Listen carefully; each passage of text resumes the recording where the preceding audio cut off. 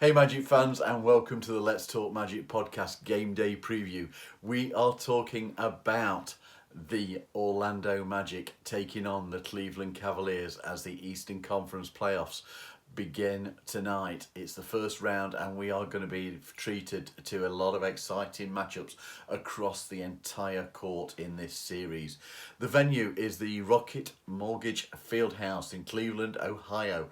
Tip time here in the UK is a phenomenal 6 p.m, 1 p.m. in Orlando and Cleveland. To watch here in the UK live, you will have a couple of options. As always, there's the active NBA League Pass subscription that will also give the option of on demand. Alternatively, tonight, the game is being carried live on both TNT Sports 4 and also on Discovery Plus. Going to do things a little bit differently on this playoff preview. On the season, the Magic, we finished at 47 and 35. The Cavs with a record of 48 and 34. Orlando were the 5th seed. Cleveland the 4th seed. At home, Cleveland had a record of 26 and 15. The Magic on the road, 18 and 23.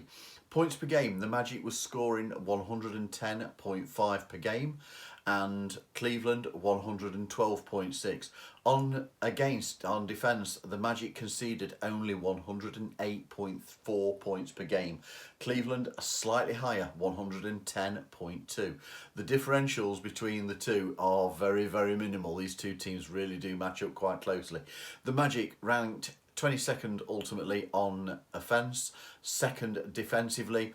Cleveland 18th on offence, defensively 6th. Tonight, the Magic, we have a clean bill of health.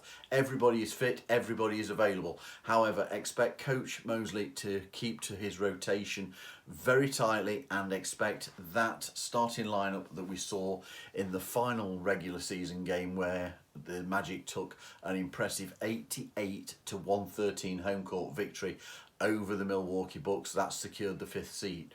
That unit was Jalen Suggs, Gary Harris, Franz Wagner, Paolo Banchero, and starting at centre was Jonathan Isaac. From the bench, it was a core of Cole Anthony, Wendell Carter Jr., Joe Ingles, Mo Wagner, and Markelle Fultz did see minutes but somewhat reduced on what you would have expected. Anthony Black, Chuma Okeke, Jet Howard, Caleb Houston and Goga Bitadze were all inserted into the game to play out those final few minutes. Admiral Schofield, Kevon Harris and Trevelyan Queen were all available but chose to be, by the coach, inactive for that one. The Cavs, they do have 3 injuries. Ty Jerome, he's out indefinitely having had right ankle surgery. Craig Porter Jr., he's out with a left ankle strain. And Dean Wade, he is out with a right knee sprain. Ignoring their last game in which they had several key players, I'll use the inverted speech marks, injured, the Cavs coach JB Bickerstaff is likely to field a starting 5 tonight of Darius Garland, Donovan Mitchell, Max Strus, Evan Mobley and Jarrett Allen.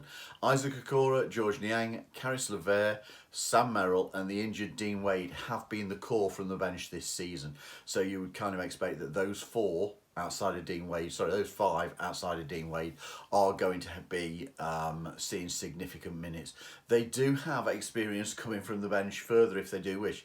There's Damian Jones, Marcus Morris and Tristan Thompson completing the roster, and Imoni Bates, Isaiah Mobley and Pete Nance are their 3 two-way contracts. I'll put my teeth in, I'll get there, don't worry. So, as to tonight, start with the head-to-head. 126 regular season games played between these two.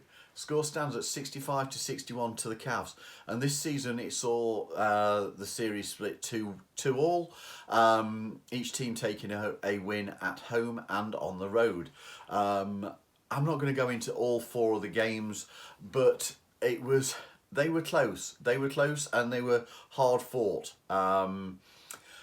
Orlando did win 3 of the last 11 regular season games played between these two. That saw the Cavs have a 0-4 sweep in 2022-23, but prior to that the Magic had won 7. So the regular season has not particularly been with us of recent times. But this is now the playoffs, and the teams have only met once in the playoffs. Famously, 2009, resulting in a 4-2 win for the Magic in the Eastern Conference Finals. And if the Magic could get off to a strong start, like they did in that one, claiming a Game 1 victory, I'm sure we would all be very, very happy. Couple of thoughts on this series. We clearly face a very tough opponent who will battle hard. And aside from the experience factor, these two teams have matched up very evenly this season. Each team are exceptional at scoring off of cuts. Both teams appear in the top 10 of defence of the paint and in preventing second chance points.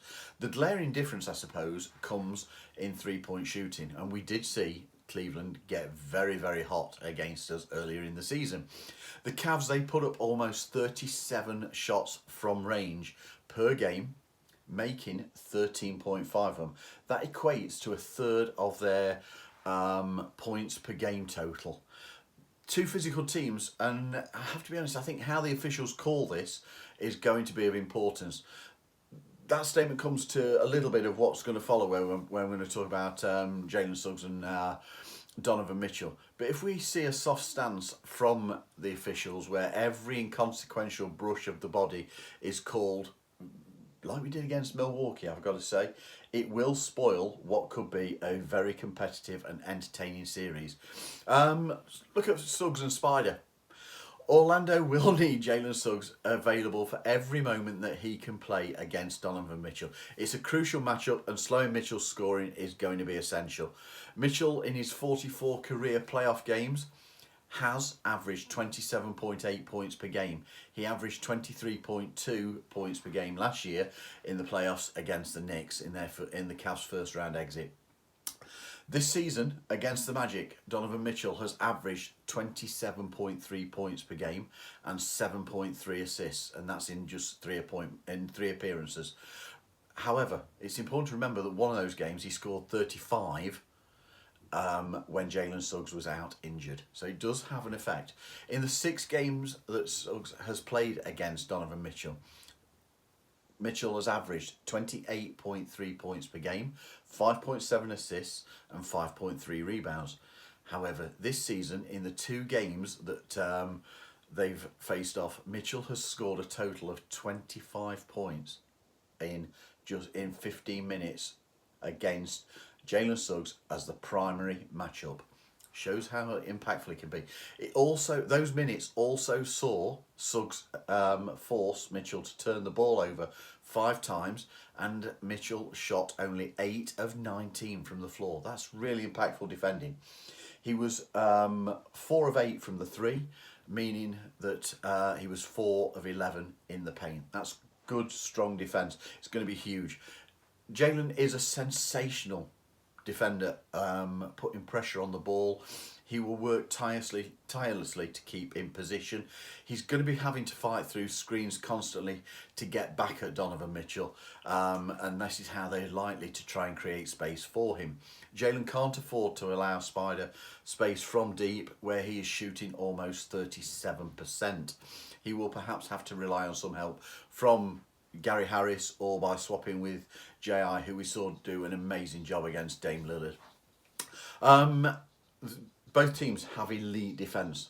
Aside from Jalen Suggs, we've already spoken about him. There are 2 others in this series, Evan Mobley and Jonathan Isaac. Mobley is as good an isolation defender as there is in the league. His awareness of guarding space is such that often a player with the ball will just pass it rather than take on the shot. As impactful a presence, it's hard to overstate how important Judah is for the Magic.